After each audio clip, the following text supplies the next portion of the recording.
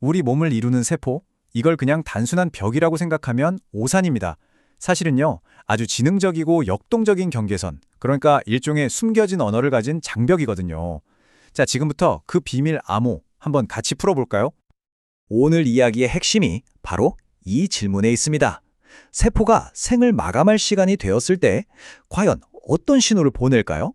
정말 놀랍게도 말이죠. 그 답이 아주 작은 분자, 딱 하나의 위치에 숨어 있다는 거예요. 자, 그 비밀을 풀려면요, 먼저 세포의 경계선부터 들여다봐야 해요. 모든 세포는 인지질 이중층이라고 하는 말 그대로 두 겹의 막으로 둘러싸여 있습니다. 이 막이 바로 세포의 문지기 역할을 하는 원형질막이죠. 여기서 중요한 게 뭐냐면요, 이 막이 그냥 한 덩어리가 아니라는 거예요. 바깥 세상을 향하는 층, 이걸 외엽이라고 하고요. 세포 안쪽을 향하는 층을 내엽이라고 합니다. 이렇게 뚜렷하게 두 개의 층으로 나뉘어 있다는 것, 이게 바로 비대칭성 이야기의 시작점입니다. 그럼 이제 핵심으로 들어가 보죠. 이 두 개의 층은요, 절대 서로 똑같지가 않습니다. 바로 이 구성 성분의 차이에 세포가 사느냐 죽느냐 하는 아주 중요한 비밀이 담겨 있거든요. 이 두 층이 뭐가 다르냐면요, 바로 구성 성분이에요. 바깥쪽 층은 주로 외부 공격으로부터 세포를 보호하고 구조를 단단하게 유지하는 분자들로 이루어져 있어요.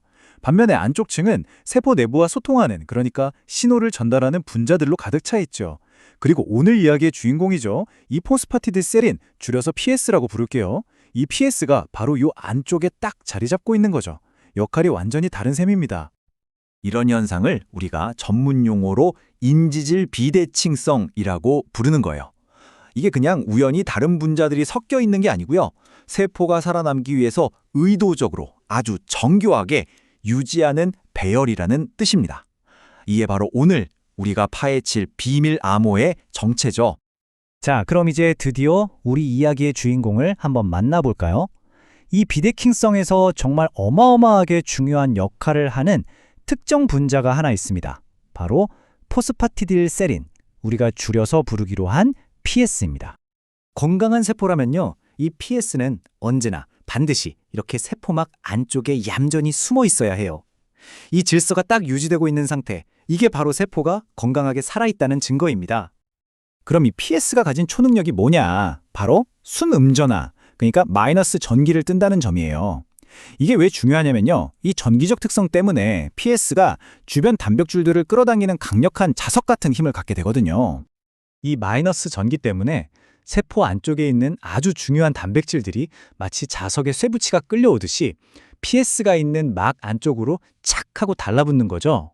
예를 들어서 단백질 키나제 C 같은 주요한 신호 전달 단백질은요, 바로 이 PS에 결합해야만 스위치가 켜지면서 제 기능을 할 수가 있어요. 보세요. 이 PS라는 친구 정말 대단하지 않나요? 근데 이게 다가 아니에요. PS는 자기 위치에 따라서 완전히 다른 세 가지나 되는 중대한 임무를 수행합니다. 첫 번째는 방금 본 것처럼 세포 내부의 신호 전달을 지휘하는 베이스 캠프 역할을 하고요.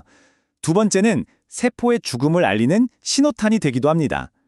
그리고 세 번째는 우리 몸에 상처가 났을 때 혈액을 먹게 하는 역할까지 돕죠. 정말 팔방미인이죠? 자, 다시 한번 강조할게요. 정말 중요하니까요. 건강하고 정상적인 세포라면 PS는 무조건 반드시 세포막 안쪽에만 있어야 합니다. 이것이 바로 생명의 질서이자 세포가 안정적이라는 명백한 증거입니다. 근데 말이죠. 여기서 정말 극적인 반전이 일어납니다. 세포가 스스로 프로그램된 죽음, 그러니까 세포 자살을 결심하는 순간 이 모든 질서가 한순간에 무너져 내립니다. 세포는 마지막 신호를 보냅니다.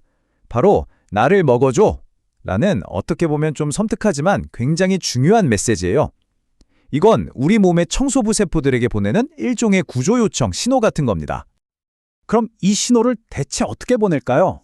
네, 바로 PS를 이용합니다. 세포 자살이 시작되면요, 특정 효소들이 작동해서 평소에 PS를 안쪽에 가두던 시스템을 망가뜨리고 PS를 순식간에 세포 바깥쪽으로 확 뒤집어 버려요. 마치 위험 신호를 알리는 빨간 깃발을 들어 올리는 것과 똑같죠. 자, 과정은 이렇습니다.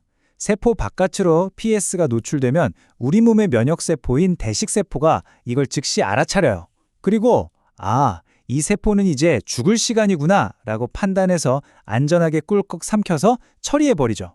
이 덕분에 죽은 세포가 주변에 염증 같은 문제를 일으키지 않고 아주 깔끔하게 사라질 수 있는 겁니다. 그리고 이 놀라운 뒤집기 기술은요, 세포가 죽을 때만 쓰는 게 아니에요. 아까 말했던 PS의 세 번째 임무, 혈액 응고도 똑같은 원리입니다. 우리 몸에 상처가 나면 혈소판이 이 PS를 바깥으로 싹 노출시켜서 여기로 다 모여 하고 혈액 응고에 필요한 물질들을 불러 모으는 신호등 역할을 하는 거죠. 자, 지금까지의 이야기를 종합해보면 결국 이 모든 게 하나의 그림으로 맞춰지는 거죠. 이 작은 분자 하나가 위치를 바꾸는 것만으로 얼마나 심오한 일들이 벌어지는지 좀 느껴지시나요? 그러니까 핵심은 이거예요. 세포막의 안과 밖은 완전히 다른 세상이고 이 비대칭 구조가 생명 유지에 절대적으로 필요하다는 것. 그리고 그 모든 것의 중심에 바로 이 PS가 있다는 거죠. PS가 안쪽에 있으면 삶의 신호, 바깥쪽으로 나오면 죽음 또는 치유의 스위치가 켜지는 겁니다. 어때요? 이 작은 분자 하나가 어디에 있느냐에 따라 우리 몸의 삶과 죽음이 결정된다니 정말 경이롭지 않나요? 이처럼 우리 몸은 보이지 않는 곳에서 이토록 정교하고 아름다운 신호들로 가득 차 있습니다.